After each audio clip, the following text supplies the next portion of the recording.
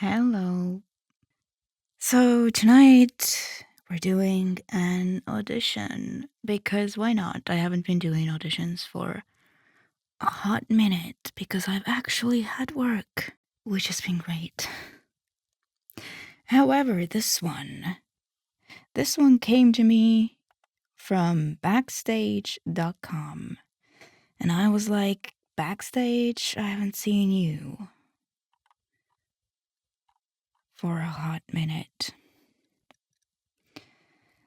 Basically, somebody invited me because at the moment I don't have a backstage subscription because I am a poor actor and I can't keep up with all the subscriptions I need. There's like a million subscriptions you need for things these days. And you gotta take your pick, and not everything makes the cut. Anyway, so somebody invited me. And at first, I wasn't even gonna go for this, but tonight I just figured, you lose 100% of all the chances you don't take, whatever the saying is. And this is a sci-fi audio drama. I have never done an audio drama before, so that could be interesting. So the character is called Katarina. And they have listed like a bunch of accents that they would accept for it.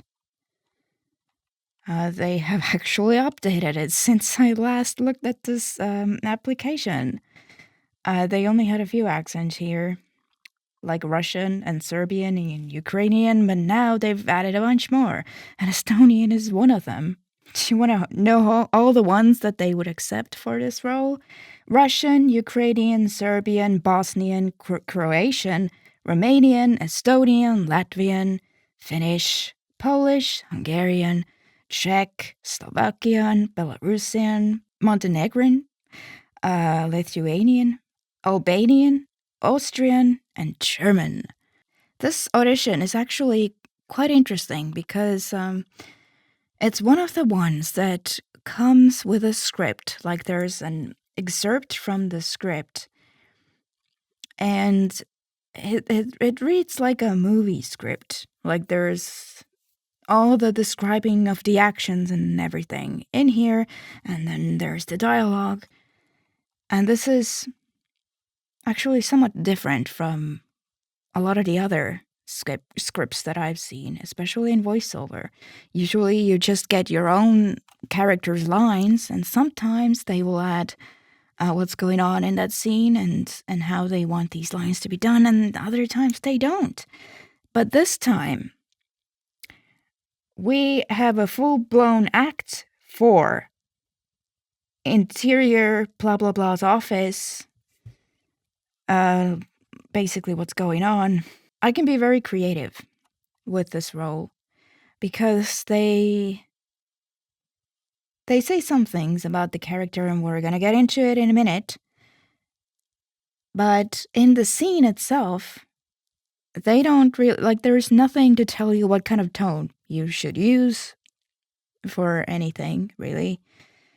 There's just the words on a page, and you have to figure out what would be the best emotion to go with those words. There's literally nothing here. It just, it literally just reads like a movie script, like a dialogue in a movie. And this is gonna be actually in English. So for once, I can record something in English for my channel. So they have requested a pre-screen audition. This is what they call this on Backstage anyway. You just, this is a voiceover role. You just, turn on your audio interface and record how you normally would. And just send it. And this is what they say. This is message from the production owner. Please ensure that your audio is high quality with minimal background and reverb. Basic. If you're recording on a phone or a laptop, consider doing so under a blanket. or a closet full of clothes. And here is the real thing. Please begin your self-tape with a brief slate containing your name, the character name, your preference on remote versus in-person work, your LA/Denver availability, and any notes on representation. You may perform with or without a reader. Improvisation is welcome if you feel that it enhances the scene. No need to record any sound effects, but feel free to make placeholder sounds where you feel they frame or enhance the performance.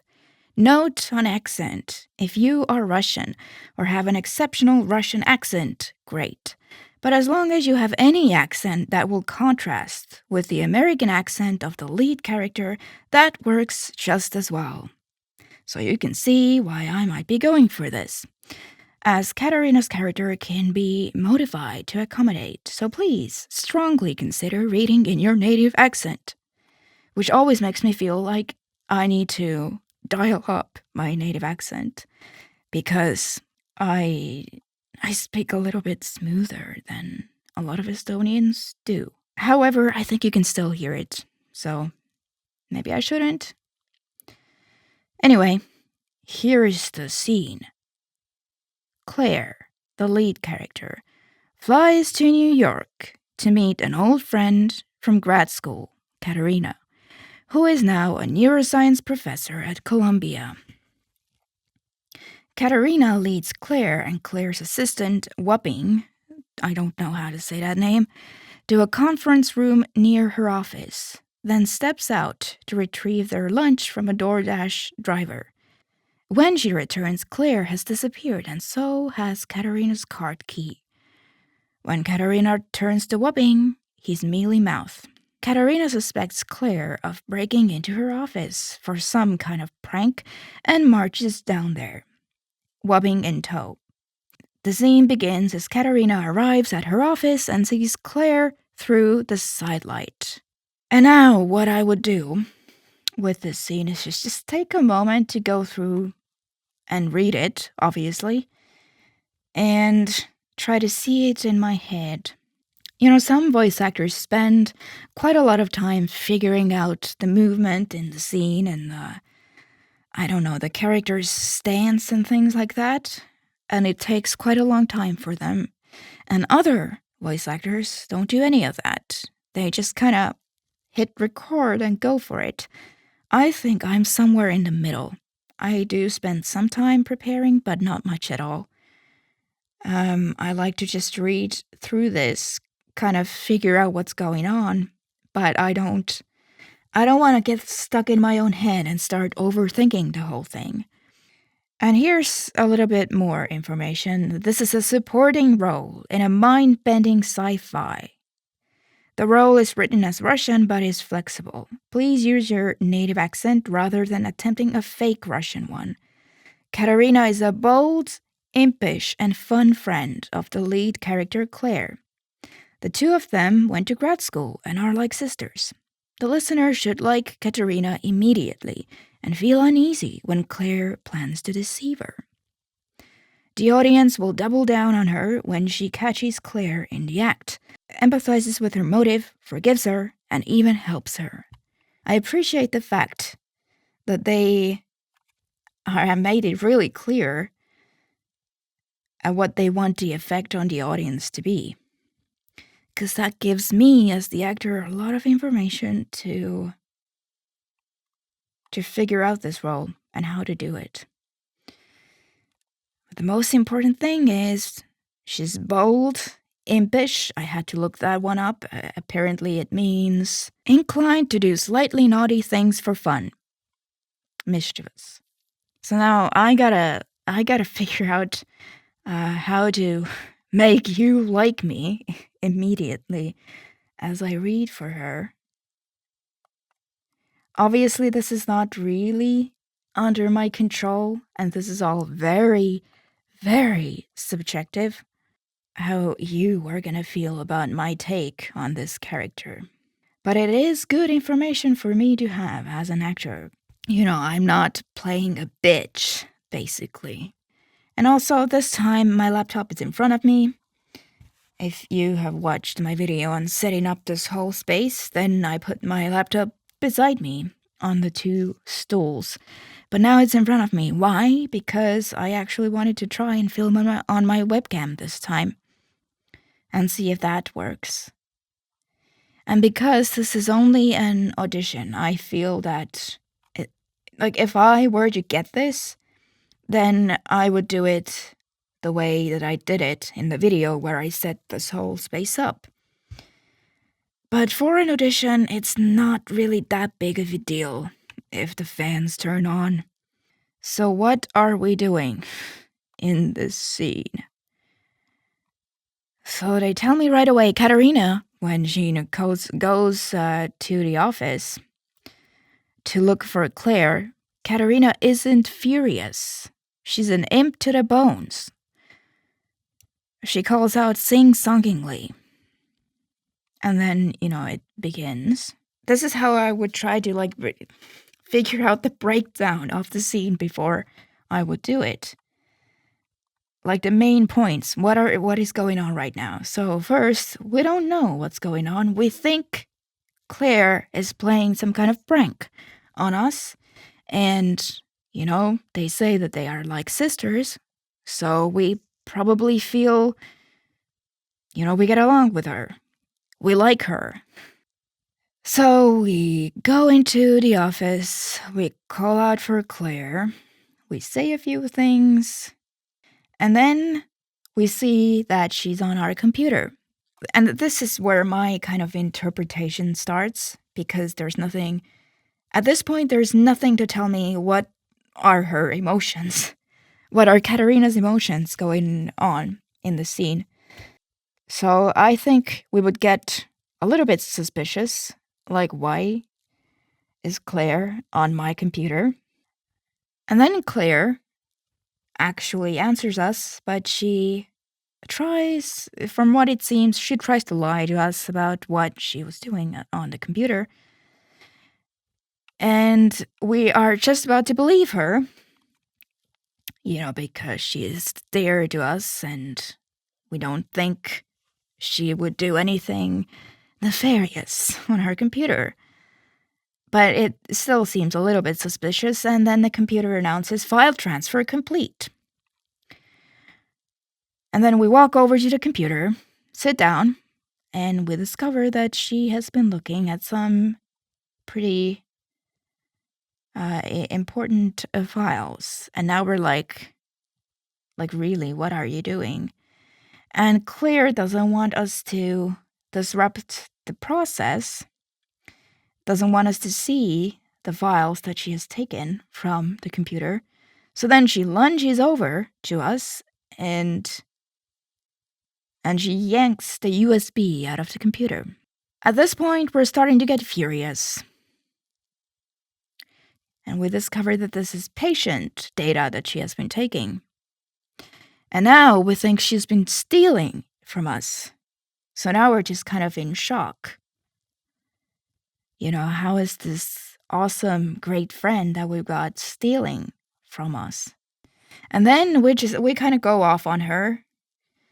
We're talking about how we never hear from her, and then when we finally do hear from her, we're so happy, and we, want to catch up and go for lunch. And Claire, at this time, is really trying to cut us off and be like, no, you're misunderstanding, but we're not letting her speak. And we're just kind of really going off on her. And then Claire explains genuinely what's going on in her life. She says that, it's her boyfriend that was in a really bad accident and lost a lot of his memory. And now he's a completely different person, barely remembers Claire. And we didn't know anything about this. And this is the only data that Claire has on his brain, because they did a neuroscience study on him. And then we get serious and we're like, okay, so what you're trying to do is get this data and put this on him so that he would be back to how he was before. And that's Claire's plan. And then Claire, genuinely apologizes to us and says that she didn't want to implicate us in all this. And then we're like, because we are a good friend. We're like, implicate me in what? But then we understand what she's basically trying to do. We are on her side. She hasn't been stealing from us. She has a good, mission that she is on here, and we are with her on that. And we forgive her, basically. And then the scene ends. So as you can see, there are several different emotions to go through in this one, and I love this. I love these movie script type scenes, and I love scenes especially where you get to go through several different emotions, because sometimes, you see these auditions where people will upload the lines that you are expected to do, but they're all kind of the same. It's kind of the same emotion throughout, and then it doesn't give you a picture or like a clear, full picture of what is expected of you in this role. Will there be any screaming involved? Will you ever be in pain in this? Will your character ever be in pain in this project? But they've only added, like, I don't know, 3 lines from the start of the project where none of these intense scenes have happened yet. And so you don't get to show if you can do them, and they don't get to see if you can do that because they've only put these very general, basic sounding lines.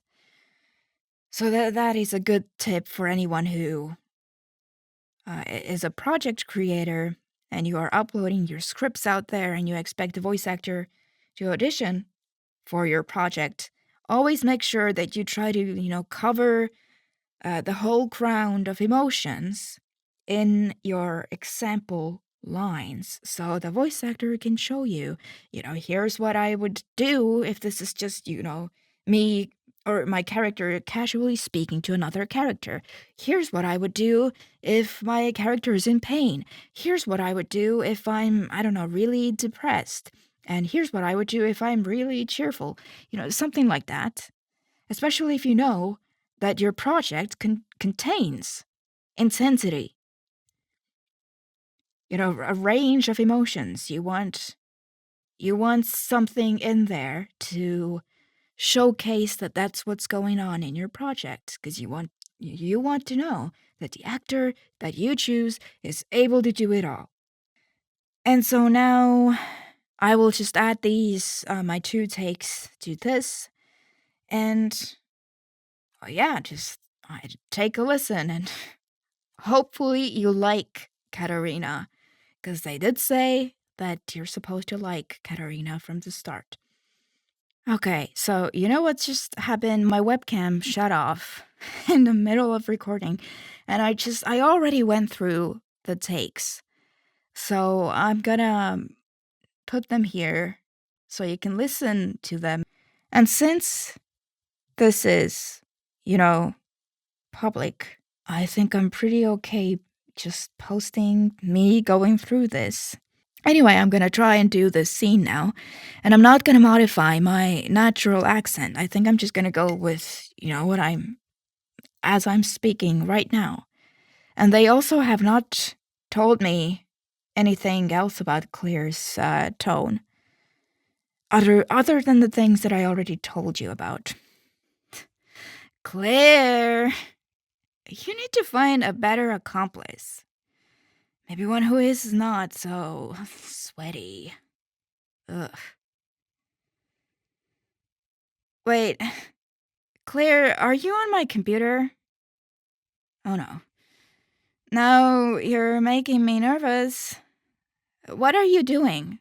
Wubbing, tell me what she's doing.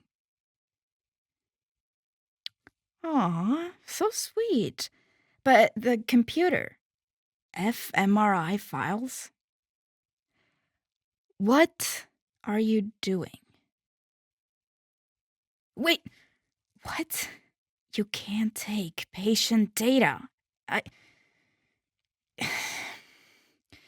You were just using me to steal files? Okay. Look, I never hear from you. Never hear from you. And then, finally, I'm so happy. Like, oh, Claire wants to have lunch and catch up. What are you trying to do? Why do you want to steal fMRIs? Are you... Oh, my. My God. I'm sorry, I didn't even know. Oh, this. This is when you... Didn't you, like... harass him? Kind of? Nah, you had fun. Are you sure he did? So, you're gonna try to put this on him with the neurobridge, and maybe he will be back how he was? Wow. Implicate me in what? No, I was trying to do, like, the movies? Never mind. Okay, well, go save your husband. Will you take this cake with you? I'm not trying to get fat right now. I know. Claire, you need to find a better accomplice. Maybe one who's not so sweaty. Wait, are you on my computer? Oh no, now you're making me nervous. What are you doing? Wubbing? Tell me what she's doing. Aw, so sweet. But the computer... fMRI files? What exactly are you doing? Wait, what? Claire, you can't take patient data. You were just using me to steal files. I never hear from you. Never hear from you. And then finally, I'm so happy, like, oh, Claire wants to have lunch and catch up. What are you trying to do? Why do you want to steal fMRIs? Are you... Oh, my. My God. I didn't even know. Oh, this? This is when you... Didn't you, like... harass him? Kind of? Nah, you had fun. Are you sure he did? Anyway, so you're gonna try to put this on him with the neurobridge, and maybe he will be back how he was? Wow. Implicate me? In what? No, I was trying to... like the movies. Never mind. Okay, well, go save your husband. Will you take this cake with you? I'm not trying to get fat right now. I know. All right, so now you've heard them, and I have no idea what you think about them. I am a very bad judge of what I think of my own takes, and I'm a very bad judge of what my best take is. So I'm just gonna send both of them in. So that's just my take on the character. And for this one, I didn't really, change my voice. I kind of just went with my own natural voice and my own natural accent. And they did say, don't fake a Russian accent. Of course, as we all know as actors, I won't be sitting here holding my breath that I will get this. It's great if I do, but it's also great if I don't, because then something else at some point will come my way. That will be for me. And I'm actually pretty good at kind of forgetting that forgetting that I've even done an audition for something like this. Of course, there are like a million ways to do this. And you heard how many accents that they are willing to accept for this. So that's another thing. But anyway, I had great fun recording this, so I will just send it in and we'll see how this goes.